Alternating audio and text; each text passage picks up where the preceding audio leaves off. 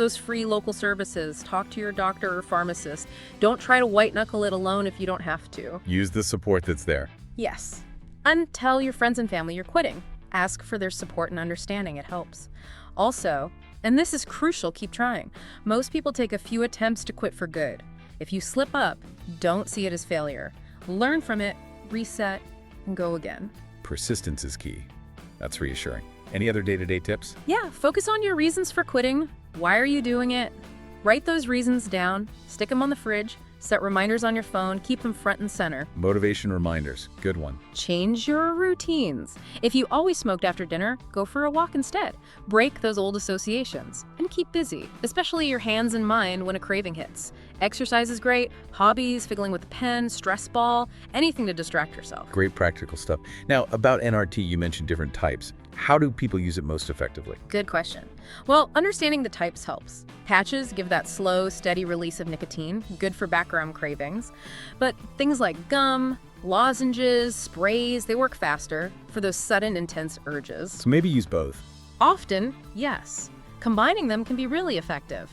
A patch for all-day cover plus gum or a spray for breakthrough cravings.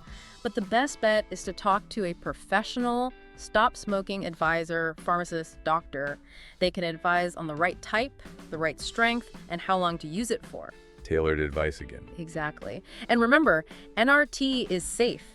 Nicotine itself doesn't cause cancer. It's the other stuff in smoke. You can use NRT as long as you need it to stay smoke-free. That's a really important point about safety. Okay, switching to e-cigarettes. If someone chooses that route, how can they make it work best for quitting? Right, if using a vape, first thing is make sure it's charged and you've got spare e-liquid. Nothing worse than it running out when you need it. Good practical tip. Second, get the nicotine strength right. You need enough to manage your cravings. If it's not working, you might need a stronger liquid initially. You might need to experiment a bit. Finding the sweet spot. Yeah, and also experiment with different devices and flavors. What works for one person might not work for another. Finding a setup you find satisfying is key to sticking with it over cigarettes. Makes sense. Finally, you mentioned prescription meds earlier.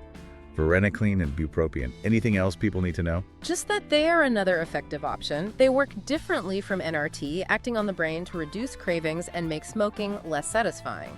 But, as we said, they need a prescription. So talk to the doctor. Exactly. Have a conversation with your GP. They can assess if one of these is suitable for you, explain how it works, potential side effects, and get you started if it's the right choice. Okay. Wow, we've covered a lot of ground. So boiling it all down, what's the single most important takeaway message for someone listening right now? I think the main thing is stopping